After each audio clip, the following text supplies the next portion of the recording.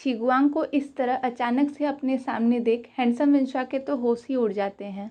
पर रियल विंशा को सोता देख छिगुआंग उससे पूछता है कि ये अभी अभी तो अंदर आया, फिर इतनी जल्दी कैसे सो गया। तो हैंडसम विंशा उसके थके होने का बहाना बनाकर छिगुआंग को जबरदस्ती बाहर ले जाता है। पर छिगुआंग ग्रैंडमा तो है नहीं जिसे आसानी से बेवकूफ़ बनाया जा सके। तो हैंडसम विंशा को बाहर से गेट लॉक करते देख वह फिर से उससे क्वेश्चन करता है, पर फिर हैंडसम विंशा किसी तरह बात संभाल कर उसे अपने साथ वहाँ से ले जाता है। इधर वॉस्को फुद्दू बॉस और उसके चमचों के बीच में घिरा होता है। वॉस्को ये तो समझ गया था कि उसे ली चेंग के नाम का झूठ बोलकर यहाँ बुलाया गया है। तो फिर क्या शुरू होती है फाइट वॉस्को द फाइटर और फुद्दू बॉस के साइडर्स के बीच में। वॉस्को को हराना इतना आसान तो नहीं, पर क्योंकि वो लोग ज़्यादा थे तो धीरे धीरे उस पर हावी होने लगते हैं।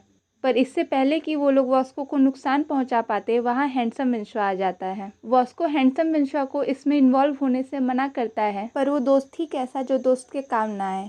और फुद्दू बॉस को भी हैंडसम विंशा से बदला लेना था, क्योंकि उसकी वजह से उसे हैना छोड़कर चली गई। तो एक बार फिर से उनके बीच में फाइट शुरू होती है। इधर ली चेंग का साथी भागा भागा उसके पास आता है और उसे वॉस्को और फुद्दू बॉस की खबर देता है। क्योंकि ली चेंग खुद को इस मामले से दूर रखना चाहता था, इसलिए वह अपने साथी पर नाराज होता है कि आखिर उसने इस बारे में उसे क्यों बताया। ली चेंग ये दिखाता तो नहीं, पर मन ही मन उसे भी वॉस्को की चिंता हो रही थी, इसलिए उसे खुद पर ही गुस्सा आती है। इधर लड़ाई कंटिन्यू रहती है और हैंडसम विंशा और वॉस्को मिलकर फुद्दू बॉस की अच्छी धुनाई करते हैं। तभी वहाँ बिल्डिंग के वर्कर्स आ जाते हैं और जिन्हें देख फुद्दू बॉस अपने चमचों के साथ भाग जाता है। और फिर हैंडसम विंशा और वॉस्को भी वहाँ से चले जाते हैं। फिर इधर हम हैंडसम विंशा को अपने रूम पर देखते हैं, जो कि अभी भी उसी बात को याद कर रहा होता है जब छिगुआंग ने उसे बॉडी स्विच करते हुए देख लिया था। छिगुआंग की नज़रें देख ये साफ पता चल रहा था कि उसे हैंडसम विंशा पर शक तो हो गया है। हैंडसम विंशा ये सब सोच ही रहा होता है कि तभी उसके दरवाजे पर पुलिस नॉक करती है। पुलिस का नाम सुनते ही हैंडसम विंशा घबरा जाता है और इससे पहले कि वो कुछ करता, पुलिस दरवाज़ा तोड़ अंदर आ जाती है। उनके साथ छिगुआंग भी होता है और उसी ने पुलिस में हैंडसम विंशा की रिपोर्ट की थी। छिगुआंग कहता है कि उसने अपनी आंखों से हैंडसम विंशा को बॉडी स्विच करते देखा। फिर पुलिस वहीं पास में सो रहे रियल विंशा को जगाने लगती है और हैंडसम विंशा उन्हें ऐसा करने से रोकने की कोशिश करता है। तभी इन सब का शोर सुन ताओशाओ भी वहां आ जाती है। छिगुआंग ताओशाओ को भी सारी बात बता देता है और ये सुन तो ताओशाओ को भी यकीन नहीं होता। तो पुलिस फिर से रियल विंशा को जगाने लगती है और इधर स्टोर में रियल विंशा हड़बड़ा कर उठ जाता है। इसका मतलब अभी तक वो सिर्फ सपना देख रहा था और रियल में ऐसा कुछ भी नहीं हुआ। तभी एक कस्टमर ड्रिंक लेके जा रहा होता है और जिससे रियल विंशा पैसे मांगता है। वो आदमी बिना पलटे ही उसे बताता है कि पैसे टेबल पर रखे हैं और वहाँ से चला जाता है। नेक्स्ट डे क्लास टीचर सभी को इंग्लिश टेस्ट के मार्क्स बता रही थी, जिसमें हैंडसम विंशा को क्लास में सेकंड हाईएस्ट मार्क्स मिले होते हैं। अपने नंबर देख हैंडसम विंशा को तो खुद यकीन नहीं होता। और वहीं छिगुआंग को क्लास में फर्स्ट रैंक मिली होती है। पर ये तो हम जानते ही हैं किसने पढ़ाई में मेहनत करके नंबर लाए हैं और किसने चीटिंग में। पर हैंडसम विंशा अपने मार्क्स देखकर बहुत खुश होता है।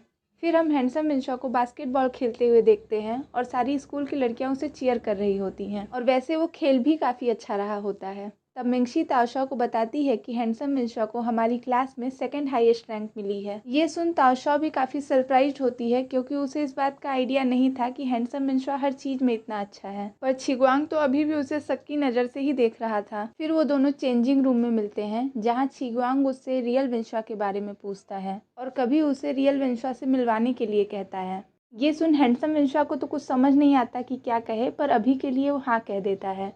पर छिगुआंग के हाव भाव देख साफ पता चलता है कि कुछ तो है जो उसके दिमाग में चल रहा है। इधर स्टोर में काम कर रहा रियल विंशा अभी भी इसी के बारे में सोच रहा होता है और एक पल के लिए तो उसे ये ख्याल आता है कि क्यों ना छिगुआंग को सारी बात बता दे। पर ऐसा करने पर उसके अभी तक बोले गए सारे झूठ खुल जाएंगे, इसलिए वो ये आइडिया ड्रॉप कर देता है। रियल विंशा ये सब सोच ही रहा होता है कि तभी वहाँ छिगुआंग आ जाता है। छिगुआंग को इस तरह अचानक अपने सामने देख रियल विंशा शॉक्ड हो जाता है, पर फिर खुद को नॉर्मल दिखाने की कोशिश करने लगता है। पर छिगुआंग ये नोटिस कर लेता है और उससे बताता है कि वो उसे जानता है। पर रियल विंशा अभी भी अनजान ही बनने का नाटक करता है। फिर छिगुआंग उससे पूछता है कि क्यों ना हम तीनों साथ में हैंग आउट करें, और फिर हैंडसम विंशा को फ़ोन लगाने लगता है। पर फ़ोन तो रियल विंशा के पास होता है, तो कैसे भी करके इस बात को अभी के लिए अवॉइड कर देता है। फिर छिगुआंग वहीं बैठकर नूडल खाने को कहता है, तो फिर रियल विंशा उन दोनों के लिए नूडल्स लेकर आता है। पर रियल विंशुआ के नूडल सर्व करने और खाने का स्टाइल बिल्कुल हैंडसम विंशुआ की तरह होता है और ये बात छिग्वांग भी काफ़ी अच्छे से नोटिस करता है और ये सीन यहीं कट हो जाता है। फिर नेक्स्ट सीन में हम वन्ना को उसके ऊपर लिखा ऑनलाइन आर्टिकल पढ़ते हुए देखते हैं, पर तभी उसी रिपोर्टर का फ़ोन आता है जिसने वो आर्टिकल लिखा है। पहले तो वन्ना उसे काफ़ी मक्खन लगाती है, पर रिपोर्टर उसे बताता है कि उसने सुना है कि वन्ना ने किसी के डिज़ाइन चुराए हुए हैं। ये सुन तो वन्ना के होश उड़ जाते हैं और ये सीन यहीं कट हो जाता है।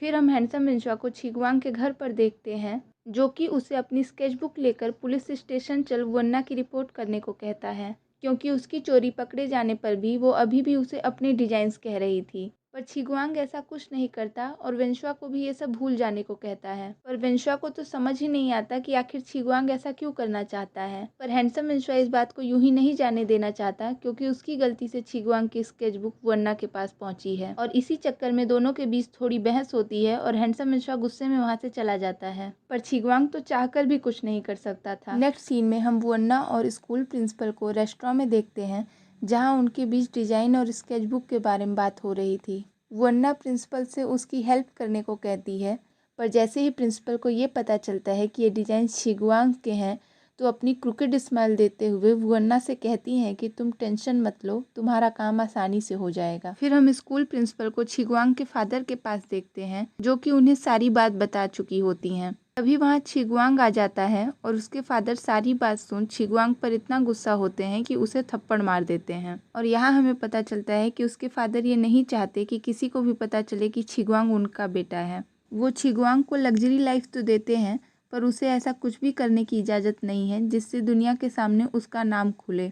यहाँ तक कि उसे उन्हें पापा तक बुलाने की इजाज़त नहीं है। तो उसके फादर उसे आगे के लिए वार्न कर वहाँ से चले जाते हैं। और फिर स्कूल प्रिंसिपल, जो कि छिग्वांग की स्टेप मदर हैं, उसे अपनी डिज़ाइन की ऑनरशिप वन्ना को ट्रांसफ़र करने को कहती हैं। और क्योंकि उनके अपने बच्चे आने वाले हैं, तो छिग्वांग को उनसे ना मिलने का कहकर वहाँ से चली जाती हैं। इधर हम हैंडसम विंशुआ को वन्ना के सामने देखते हैं। क्योंकि छिग्वांग ने डिजाइनर बनने से मना कर दिया, तो वन्ना हैंडसम विंशुआ को अपना स्पोक पर्सन बनने का ऑफ़र देती है और उसे काफ़ी पैसों का लालच भी देती है।